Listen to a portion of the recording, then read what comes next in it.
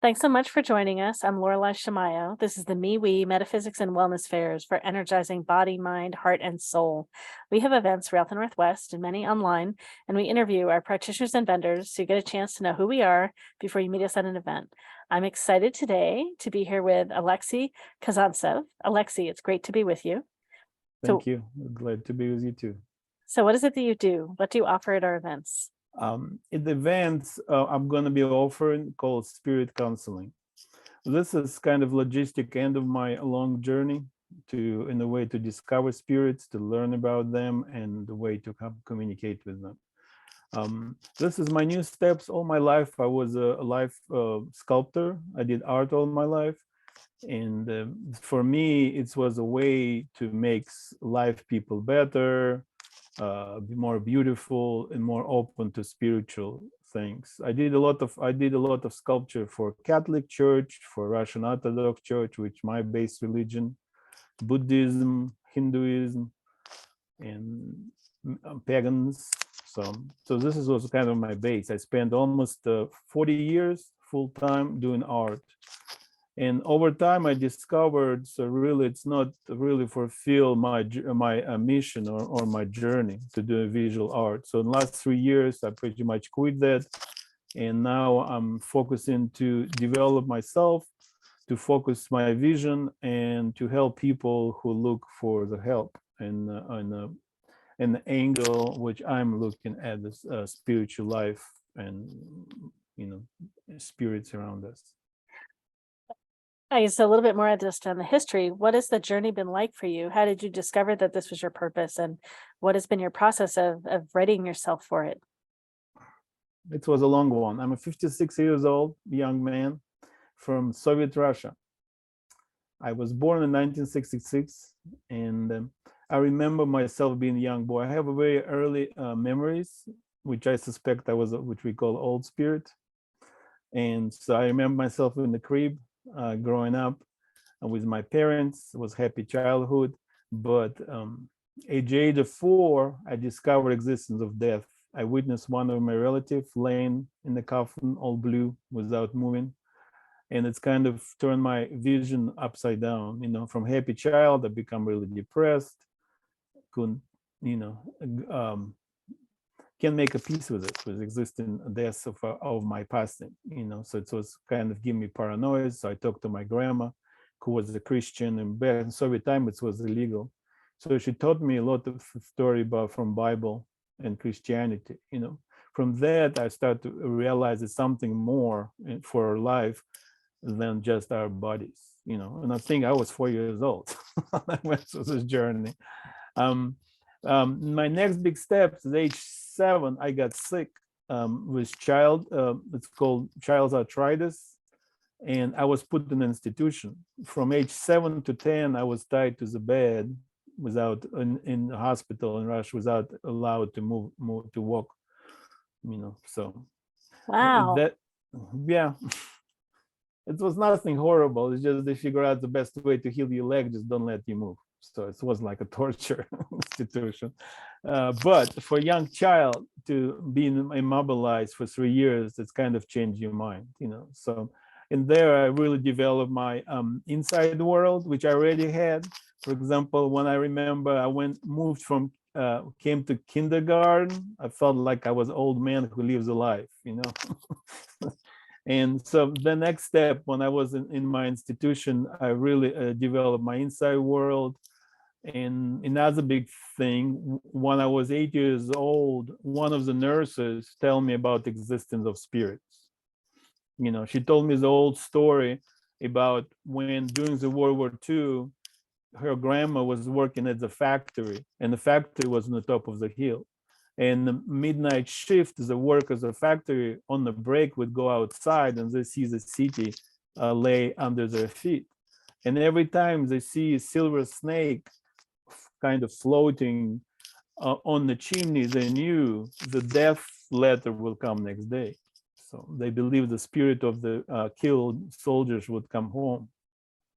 So this was another big break in my life. When I was 8 years old, I realized it exists in a spiritual world.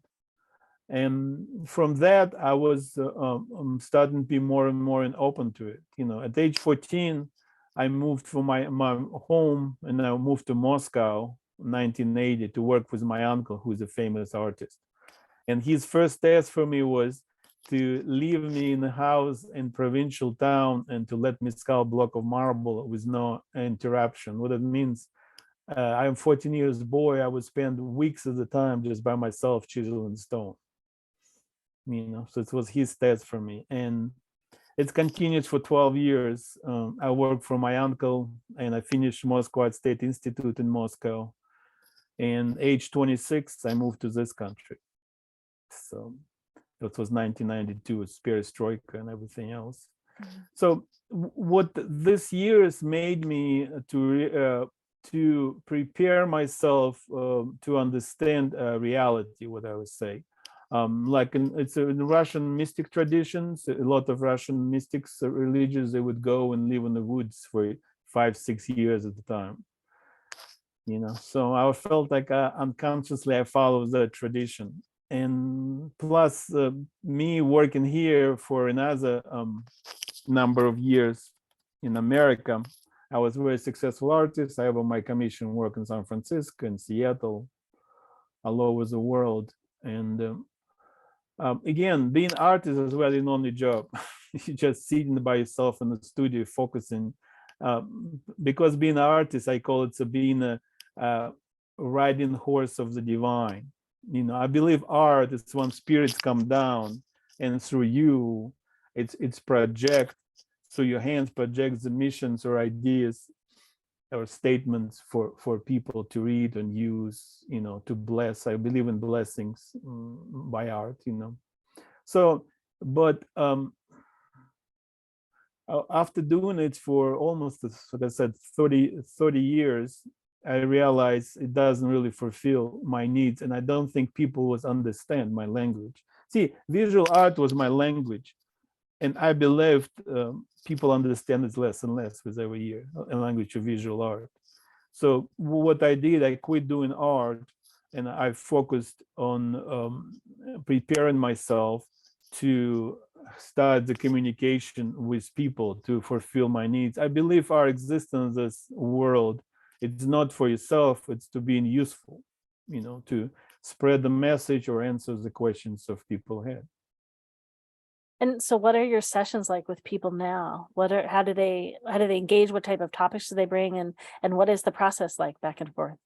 The biggest need I found right now, the first is it's a deep depression people have, and but also I have the possessions. I'm focusing on even poltergeist and exorcism. But you have to understand, I'm kind of at the beginning of my journey to engage.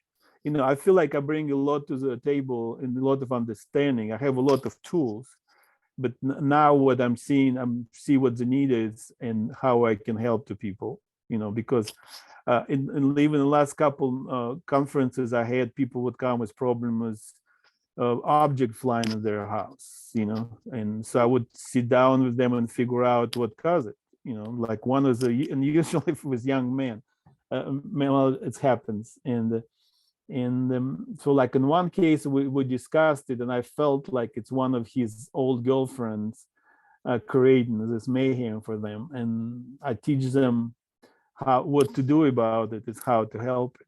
But see, my main message, which I don't really hear much about it, we are, like I say, don't blame the victim. But I'm not blaming the victim. I just realize we all have our role in any events in our life. When people get possessed and poltergeists, they're scared.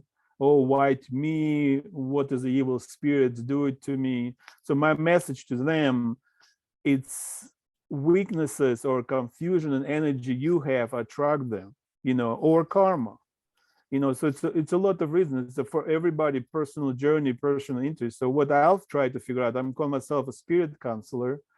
I mediate between spirits and human beings, and so yeah. Mm-hmm. Great.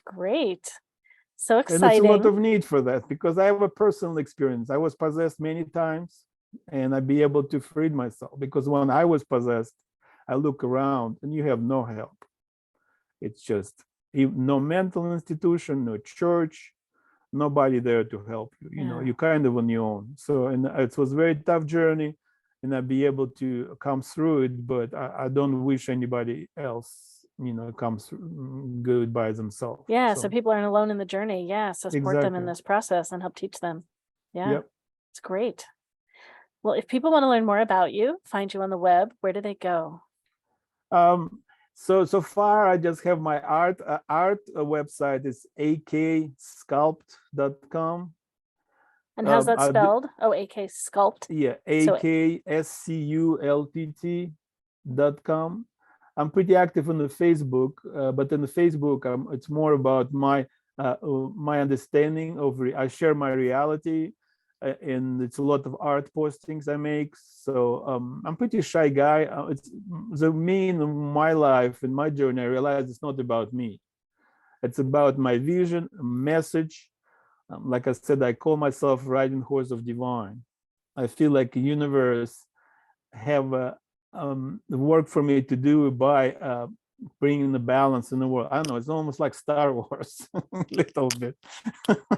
So I try to take ego myself out of it. So the best way to reach me properly will be Facebook or on Instagram. It's Alexei Kazantsev on Instagram, on the Facebook. But most of I enjoy meeting people in person. In this events and the conference. I think it's the best way, you know, to sit in the front of somebody and have a conversation, you know, to guide. And everybody, which I find it's feeling very good, because a lot of people is leaving feeling relieved, you know. So great. after we talk. Great. Well, it's great. You'll have an opportunity to meet with people in person and like ways to connect with people online. It's great. Yes, we're really excited to come an event you organized, because we're kind of focused on California, but myself, I spent 10 years on Whidbey Island. So Everett, Whidbey Island, Linwood is my home. Yeah, so you know your way up here. So coming home great. for me would be. So yeah. That's great. Well, Alexei, it's lovely to hear what you do. I'm excited to have you share your work with people. So thanks for connecting.